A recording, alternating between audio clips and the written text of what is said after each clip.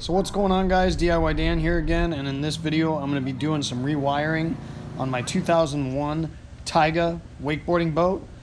Now hopefully I said this right because I got corrected on another video I did. Me personally, I think Teague sounds better, but it is what it is. So in this video I'm going to be changing my manual battery shutoff switch with 3 solenoids. I could have done it with 2, but I wanted to do an extra one for the stereo to completely isolate it as well. Now, the reason I'm doing this is because my battery switch was getting a little finicky and it wasn't fully shutting off, and it was leaving my batteries on in the off position and therefore would kill my batteries over time. So since I was going to have to buy one of those anyways, I just switched it out to electrical solenoids so everything is operated from the dash.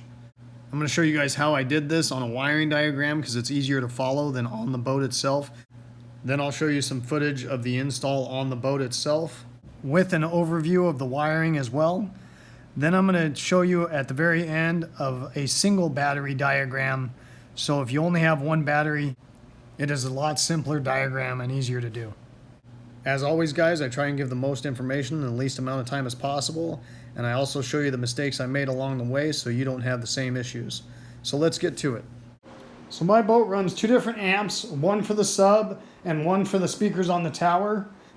So that can draw a lot of amperage and drain a battery pretty quickly if you're in a cove just bumping the tunes for a while.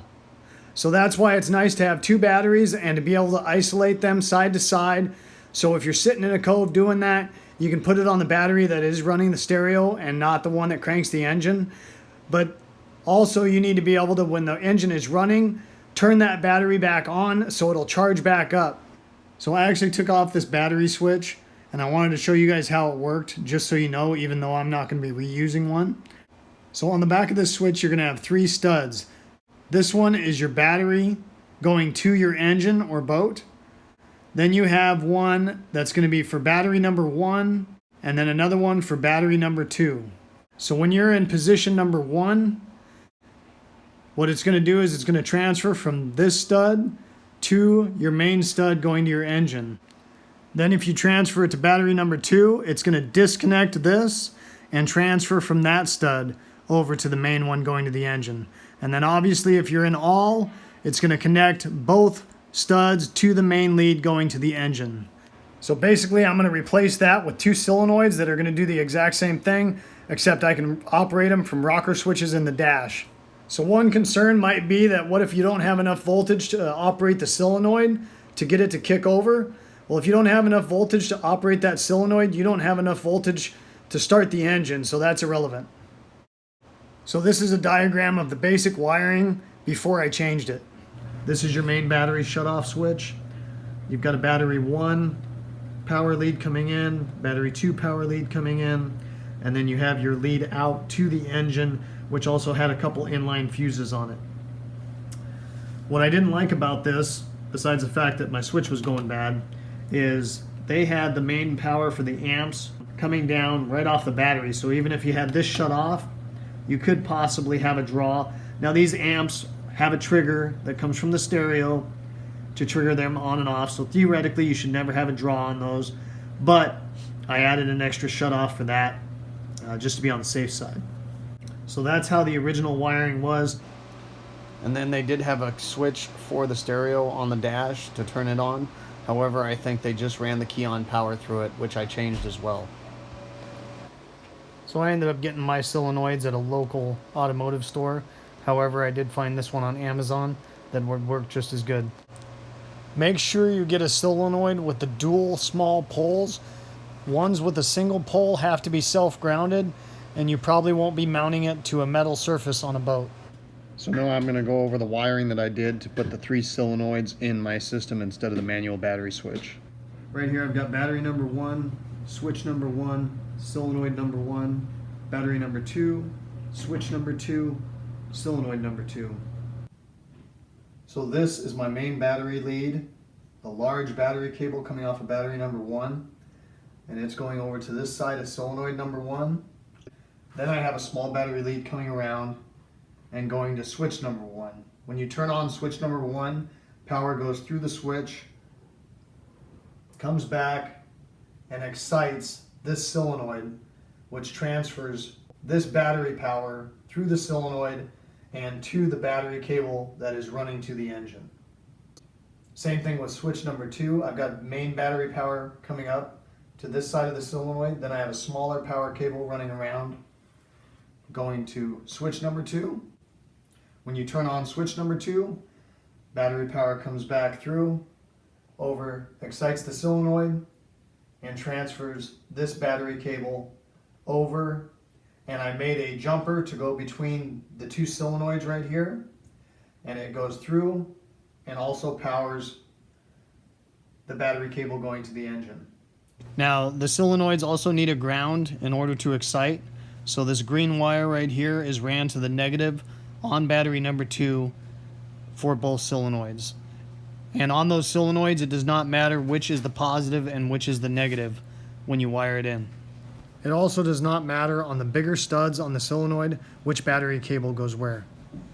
The only critical is making sure that your small power wire running to your switch, if it was switch number 2, make sure it is going the exciter for solenoid number 2. And the same goes for battery switch number 1. Make sure the exciter is going to solenoid number 1. Then I went ahead and added a solenoid so that the stereo would be completely isolated when the stereo switches off. So I've got a little bit smaller battery cable because it's just running the amps, running to this side of the solenoid. Then this is the amp supply power coming down to my splitter here. I've got a blue power wire ran to the bottom of my stereo switch. When you turn the stereo switch on, I actually made it power the constant and the key on of my stereo. And then I also ran a wire up that excites the solenoid for the stereo, and therefore will transfer this main battery power over to the amps as well. Now, one thing I did realize while editing this video is this blue wire and this green supply wire are actually going to the same place in the system, because this is the same point basically as this, because they're connected by this battery cable. So I actually ran an extra wire that I didn't need to run. I could have just came off a jumper from here over to the stereo switch and it would have done the same thing. But irregardless, it's already ran, so I'm not going to change it. So I know it looks complicated, guys, but if you do it step by step, it is not that bad to do. And that way, as long as none of these switches go bad, there is no drain on the battery whatsoever, because this power is going to stop here, this one's going to stop here, this one's going to stop here, and the main battery powers are going to stop here, here, and here. And everything's operational from the dash, which is what I really like. I don't have to remember to open up the compartment and shut down the battery switch. So now I'm going to go over some of the footage from the actual install. So this is my amp supply, and I had to pull some new wires through the side panel. I ended up using an old extension cord that had a bad end on it, so I didn't have to go and buy any wires. So that gave me 3 wires I needed to do this project. I was also able to use 1 wire that I found in the back corner of the boat that was already ran for the shower that I did not have on my boat. I had tried just running the wire through the panel without any help. It didn't go too well, so I disconnected my amp supply power line because that went back to the storage compartment for my battery. I zip tied a plastic tube to that wire, pulled it through, hooked my new wires that I needed to pull back the other way, pulled both sets of wires back through, and then hooked the amp supply power back up, and that way I had my wires for my switches ran through the side panel. So I had to make a couple battery cables for this project, and I'm just showing you this as a reference. If your battery end is too big for the cable you're using, you can always fold over the cable and put it in so it's a lot tighter fit in the battery cable end, and that will give you a lot stronger crimp. And when I'm around the house, I usually just use my vise to crimp the battery cables in the ends. And when you're done, always give it a good tug to make sure it's tight. I like to use heat shrink on all my battery cables. It helps with vibration and gives it more of a waterproof seal. Alright guys, so this is my storage compartment for my number 1 battery. This is the main power lead going over to the other side of the boat. This is the blue wire that's supplying my stereo switch. This is the wire that's supplying the solenoid. That is supplying all the power to anything that has to do with the stereo.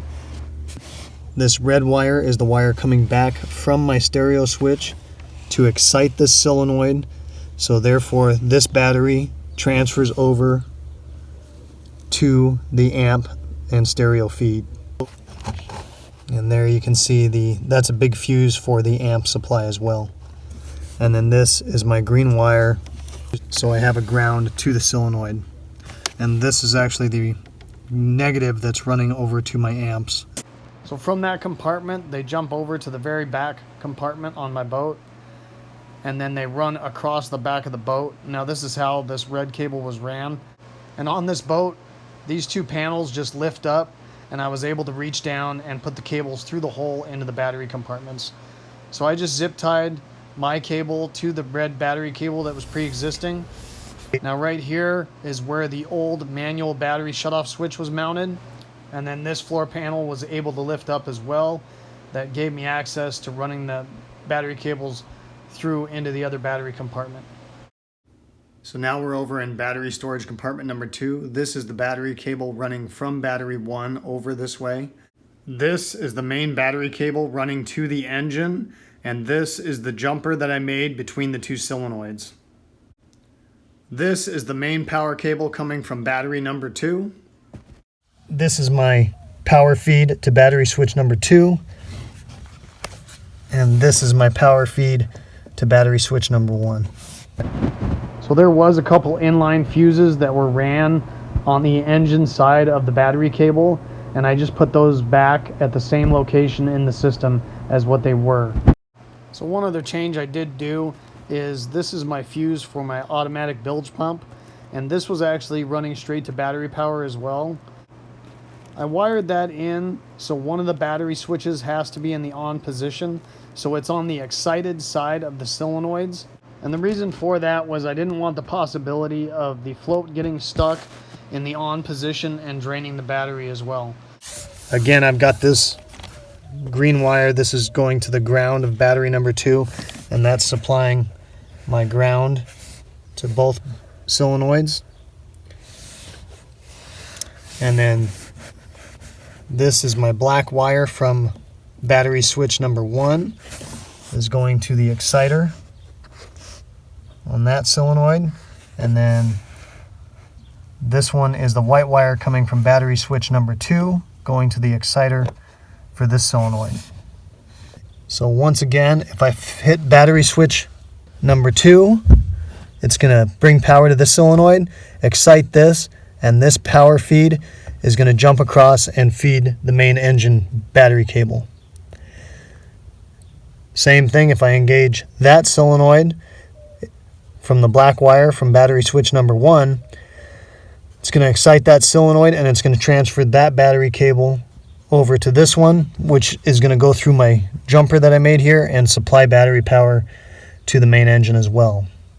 And these inline fuses that were on here as well. So I had two switches on my rocker panel that weren't being used for anything. One was labeled shower, the other was labeled accessory.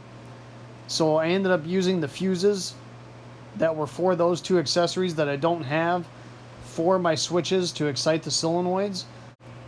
So this fuse block was just used with wires with spade connectors. So I unplugged the two wires that were going to the shower and the heater and plugged the wires that I ran into those spots to power the switches. So right here's the green wire that's powering battery switch number 1, the brown wire that I used to power battery switch number 2, and the blue wire that I ran for the stereo switch. I didn't have to rewire any of the wires on the other side of the fuse block because those were already going to the switches I was using. So on the switches, I just unplugged the wire for the accessory that didn't even exist, and I plugged my wire into the switch so I could run my solenoids. So there is the brown wire that was coming off the other side of the fuse block for battery switch number 2, and there's the white wire for the exciter. And then there is the purple wire that's ran off of battery switch number 1, and it's using the black wire for the exciter. Then this is my stereo switch, and you can see the red with the white wire that was coming off the fuse. And then this is the red wire that I ran to power my stereo system. Then this is the back of the stereo with the yellow and the red wires being the key on and the constant for the stereo. I've got those all butt connected together along with the red wire that is running back to my solenoid to excite the power for the stereo amps. So now I'm just going to show you how this works. I've got my voltmeter set on DC volts, and I'm on the main battery cable going to the engine. Switch 1. The light didn't come on this time. Switch 2. Now they're both lit up. Shut 1 off. They both turned out. Or at least the lights did. Turn the other one on. Now turn the first one off. Shut them both off. Okay, so real quick, I am going to do a single battery example. So if you're a battery switch and you just have a single battery on your boat, it's probably going to be something like this. Battery positive up, then you have your power supply to your boat or your engine. Battery switch on, it supplies power through. Battery switch off, it disconnects. Once again, you can do the same thing with a solenoid. So to run the solenoid, this is your main positive coming off your battery to one side of the solenoid. Main power going to the engine off the other side of the solenoid. Then you would run a small wire over to a rocker switch. The other side of the rocker switch coming back to one of the small poles on the solenoid. Then you would need a small ground wire going to the negative side of the battery. Flip the switch on, it supplies power to the solenoid and transfers this battery voltage through the solenoid to your engine. Then you would also, if you're running a single battery, you would want to check your stereo if you have amps to see whether they are running the main power for the amps right off the battery or whether it's ran after either the battery switch or your solenoid. So you could either run that wire over and run it off of here, or you could add a second solenoid to isolate the stereo from the battery over at this location. So that's how this is going to work, guys. As always, if I have any problems in the future, I will post a video and let you know about it. If you guys enjoyed this video and got some good information, please hit like and subscribe to my channel if you haven't already. I've got a lot of other DIYs, all with the same concept. Don't waste your time and give you as much information as possible, so it'll save you guys some money by doing it yourselves. Hope to see you next time. Have a good one. Later.